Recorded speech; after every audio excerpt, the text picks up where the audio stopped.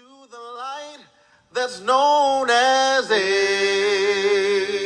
fire, a fire, a fire. So, Brother Gholson, we wanted to know, out of all the organizations you could have chose, why Alpha? Well, first of all, I chose Alpha because I was born in Lawrenceville, Virginia, which is where St. Paul's College is located, and I served as a paper boy. So a lot of my clients were students at St. Paul's College, professors, and local professional people, and the Alphas were the leaders in Lawrenceville, Virginia. It was like the town of Alpha, so to speak. So I've always known about Alpha. My medical doctor, who's also was on my paper route, was an Alpha. And a lot of the teachers that were my teachers when I was in elementary school, while I was with my paper route, were Alphas. And I've just known Alphas forever. Yeah. And when I was time for me to select a fraternity, I was highly recruited by other organizations too, but there was no choice for me but to go Alpha. Because, oh, I'm sorry, because of what Alpha stood for, and they were the crust of the local leadership in that area. And also, wanted to learn more about your process. What was it like back during your day when you and your line brothers were online? Could you tell us a bit about Yes, that process? when my brothers and I were online, that was during the heat of the civil rights movement. Some of you might know about Farmville, Virginia, when the school system closed for several years rather than desegregate. Farmville, Virginia is only 60 miles from Lawrenceville, Virginia. So we were also involved in boycotting businesses that wouldn't integrate in Lawrenceville, Virginia, and that whole entire area. The movie theater, we organized boycotts to the point that rather than integrate, the theater was closed. And then members of my chapter and other members of the faculty at St. Paul's College organized trips to Empire, Virginia to show movies at the Jonah Theater, which was owned by a black man, Dr. Joyner. And then we organized a movie theater on campus by showing movies in the theater on campus. Mm-hmm. And also, I wanted to ask about the relationship between you and your line brothers. Is it still strong today as it was when you all crossed back at St. Paul's College? Yes. My line brothers and I were very close from the beginning. Before we became Alpha, members of the Alpha Alpha fraternity, we incidentally chose the same majors. We were all science majors, 6 of us. Mm-hmm. Yeah. And so we studied together anyway, and when we were online, we studied together. And so we're still close to this day. And all of my Alpha line brothers are alive that I know of, except for Walter Graves. Yeah, the others are still living. Yeah. And how long were you all online for? Well,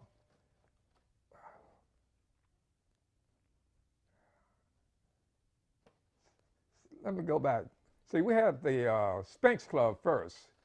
See, I guess things are similar.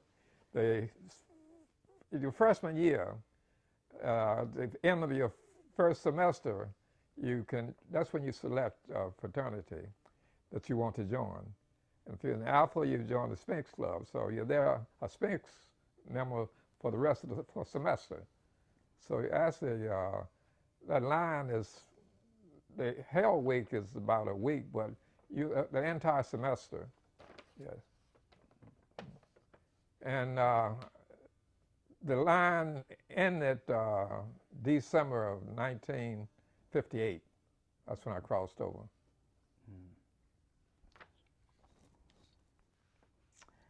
And just from your perspective, how would you say Alpha has shaped you over the years?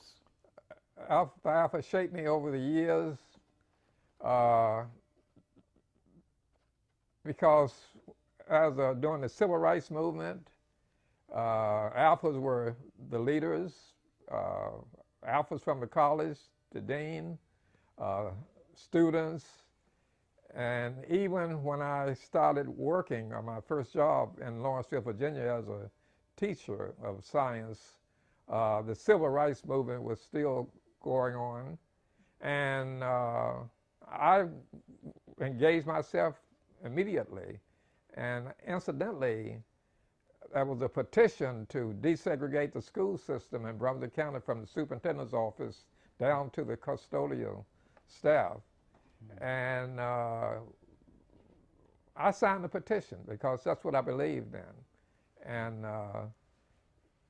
it got me into trouble in that my name was on the front page of the local town paper, Brunswick Times Gazette, the next day, but it was what I believed in. Excellent, yes, sir. Let's see. What were some of the things, going back to your experience at St. Paul's College, what were some things that college students did to address the challenges they experienced while attending college, such as, like you said, with the civil rights movement, racism in the local community? Can you expand upon that? Yeah. Well, we had a very well organized town council, in which most of the leaders were Alphas. And that's when outstanding speakers from different parts of the country were invited to speak and engage us, and we hosted them. But I want to go back to the civil rights part of that movement. Yes, sir. When President Kennedy became president, one of the first things that his brother did was to start the free school movement in Farmville, Virginia, because schools had been closed for several years. And the first principal of the free school was an assistant principal at Brunswick, at Jamestown Russell High School. That was the all-black high school in Lawrenceville, Virginia. And of course, he was an Alpha. So when that gets into another question later on about, you would say famous people, I would say prominent people, but you know, interaction there. Yes, sir.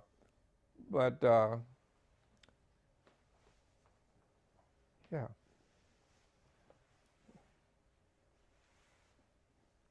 I got it. Go ahead. Well, I was, you kind of segued into my next question about Okay. Famous Alphas. What were some famous Alphas that influenced your life and also your passion with the fraternity? One famous Alpha was Andrew Young, and because my wife is a member of the Lynx, and so is his wife, so that means we're connecting links, so that brought us together. So the Lynx had I don't remember the exact year, a meeting in Atlanta, and he was a very gracious host. And he impacted on me a great deal because of his interest in civil rights. And I've always been an activist in civil rights too, even from my college days.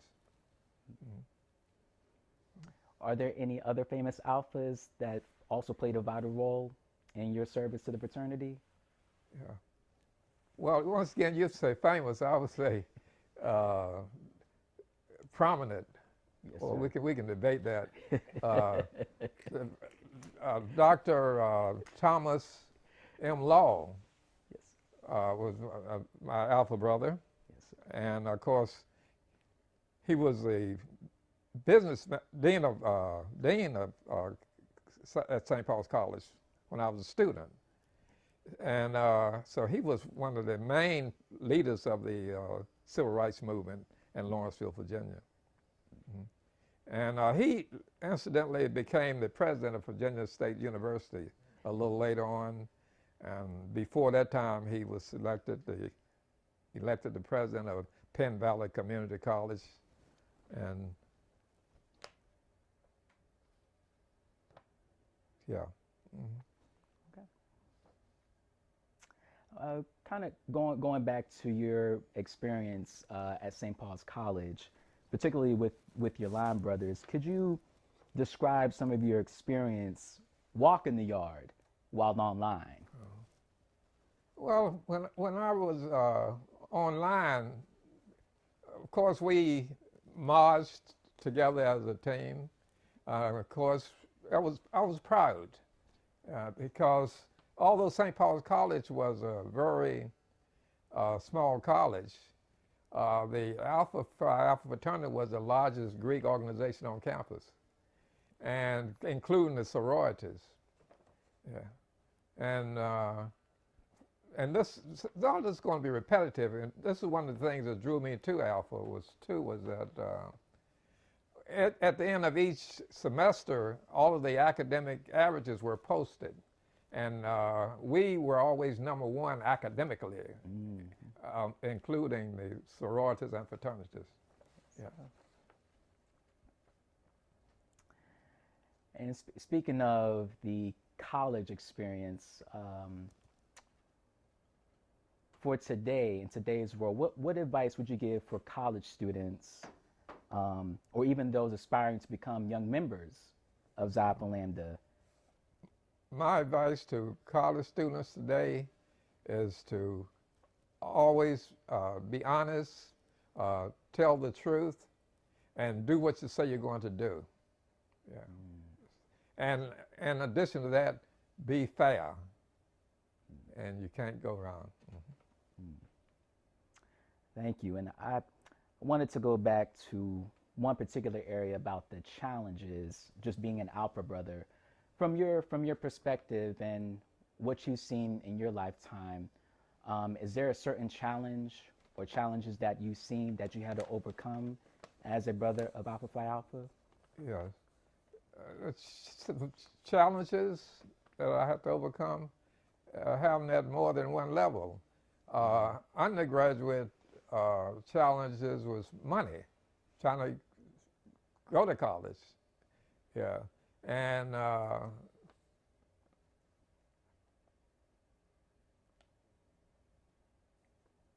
my mother, of course, was a maid at the time, and she was working for the mayor of Lawrenceville, Virginia. And one of the mayor's son, Dr. Drew Wesson, a medical doctor, picked up my tab so that I could go online. His son didn't have the average, but he picked up my tab. Yeah. You always had the and high and also when I graduated from St. Paul's College, of course I joined the graduate chapter in Lawrenceville immediately, and that was a challenge too financially because most of the brothers were much older, and it was hard on the younger brothers who didn't have any money. And when I moved to Northern Virginia, I became a member of the Arlington chapter, and it was financed. It was about 3 of us were youngsters who were in undergraduate chapter at St. Paul's College, were members of the Arlington chapter. And I remember some of the brothers would make recommendations to give money.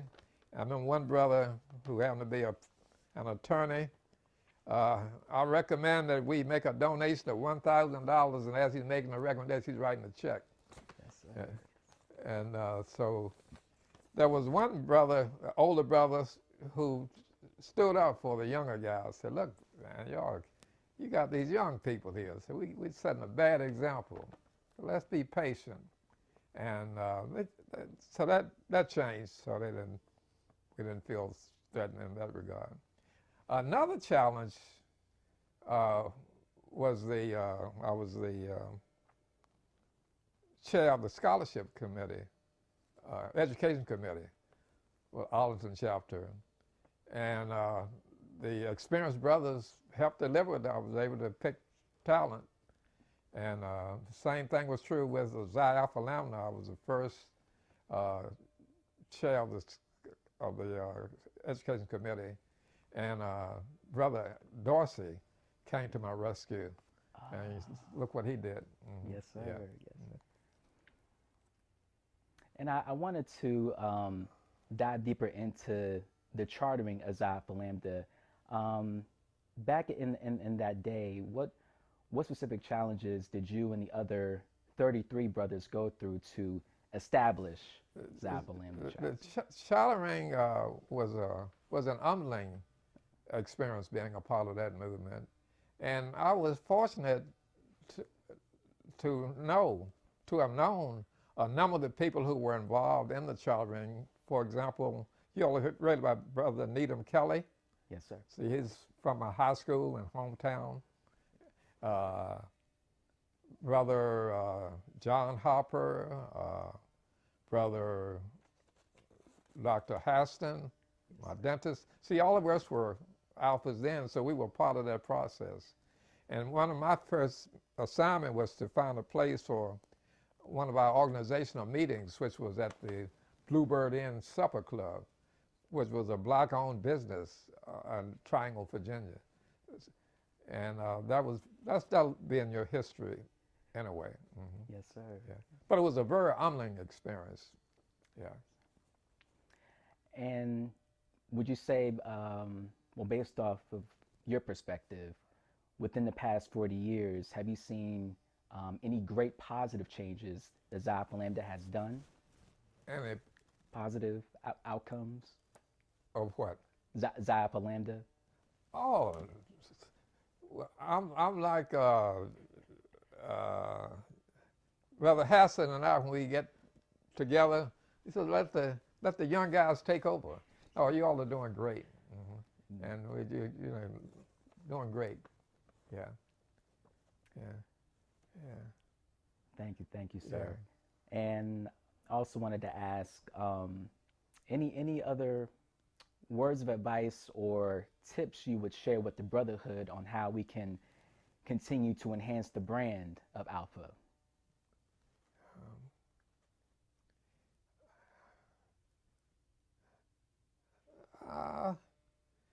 Just refine and modify. Modify, refine. You're doing great. And what you guys have now that we didn't have, the computer age. Yes, sir. That's where y'all can capture so much more. Yeah. Take advantage of it. Mm-hmm. And just for the record, for those of you who don't know, Brother Howard Gholson, while being an original founding member, he is also my grandfather. So this is definitely a historical moment for me, a true treasure, as I am blessed to be a legacy of him and of this great fraternity. Mm-hmm. You're still on, right? Yeah. Also, when I was appointed as the first dean of academic affairs for the newly established U.S. Marine Corps College of Continuing Education, I was in charge of satellite campuses in different parts of the world, including Hawaii, Japan, all over the United States. And when I made my first visit to inspect the campus in Hawaii, the commanding officer, I paid my respect, was an Alpha, General Fields. Yeah, so, yes.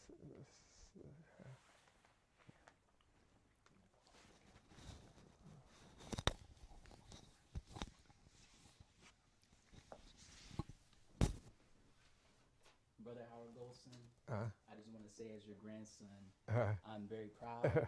Thank you. Thank you for your contributions to our chapter and for furthering our cause. Thank you for doing this interview today.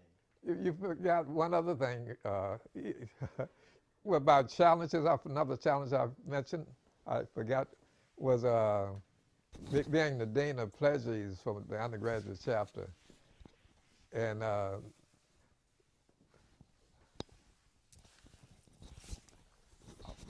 Continue, please. That was a very humbling experience, and I was inexperienced, and the brothers rallied around me, and we had one of the best lines ever. We were fortunate that an alpha from had just graduated from A&T University, was teaching at the local high school, and provided us with a lot of assistance. And Yes, sir. Thank you so very much. Well, thank you again, Brother Gholson, for sharing this historical moment with us today. This was just truly a blessing and a humbling experience for me, and I can speak on behalf of the Brotherhood. So we thank you again for all that you have done and continue to do for Alpha Phi Alpha Fraternity Incorporated. Thank you.